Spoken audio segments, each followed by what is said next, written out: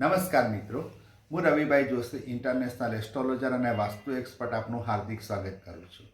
મિત્રો, લગ્નની સિઝન શરૂ થઈ ગઈ છે અને આપણે કુંડળી મેળાપક પણ કરાવતા હોઈએ છીએ. દરેક વ્યક્તિ એવું ઈચ્છતી હોય છે કે તેમનું લગ્ન જીવન તેમના મૃત્યુ સુધી ટકી રહે અને સફળ રહે. તો સફળ લગ્ન જીવન અને ક્યાંય પણ કોઈ પણ પ્રકારનો લગ્નમાં વિચ્છેદ ના થાય, એટલે કે ડિવોર્સના યોગ ના બને, એના માટે આપણે સૌ પ્રયત્નશીલ હોઈએ છીએ. જ્યારે જ્યોતિષશાસ્ત્ર માટે કોઈ પણ વ્યક્તિ આપણી પાસે આવે છે ત્યારે એ જ કહે છે કે મારા લગ્ન જીવન ટકી રહે અને સફળ રહે. તો એના માટે શું કરવું જોઈએ અને કયા કયા પ્રકારના ઉપાયો કરવા જોઈએ? આપણા સનાતન ધર્મમાં ક્યાંય છૂટાછેડાનું વિધિ વિધાન છે જ નહીં. તો એનો મતલબ એ થયો કે આપણા સનાતન ધર્મ પ્રમાણે જો આપણે તમામ નિયમોનું પાલન કરીએ તો કોઈ છૂટાછેડાના યોગ બનવાના જ નથી.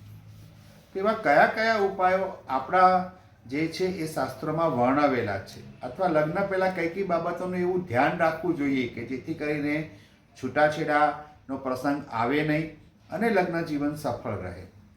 તો પ્રથમ તો એક વસ્તુ એ છે કે લગ્ન પહેલાં કુંડળી મેળાપક કરાવવું જોઈએ. કુંડળી મેળાપકનો મતલબ ફક્ત ગુણ નથી.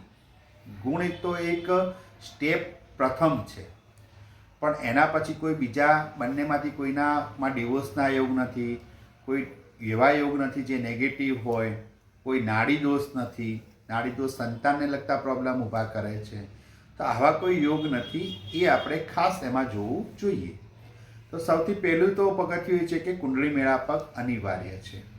કુંડળી મળતી હોય તો જ લગ્નમાં આપણે આગળ વધવું જોઈએ. ત્યાર પછી મિત્રો આવે છે લગ્નના મુહૂર્ત માટે.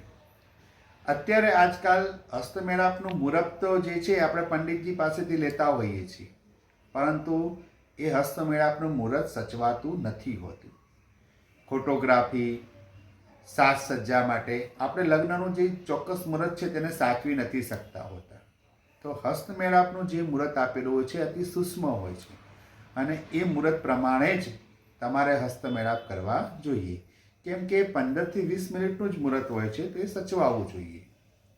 બીજું કે લગ્ન પહેલાં કોઈ પણ પ્રકારના કુંડળીમાં દોષ હોય તો તેની પૂજા અથવા એનું વિધિ વિધાન કરાવી દેવું જોઈએ. અને લગ્ન પહેલાં ગ્રહ શાંતિ પણ કરાવી દેવી જોઈએ. મિત્રો, આ જે બેઝિક જે વસ્તુ છે, પ્રાઇમરી લેવલ ઉપરની જે વસ્તુ છે, તેનું જો આપણે પાલન કરીશું તો ડિવોર્સના જે કેસ છે એ ઘણી રીતે આપણે ઓછા કરી શકીશું અને સફળ લગ્ન જીવન આપણે એને બનાવી શકીશું. નમસ્કાર.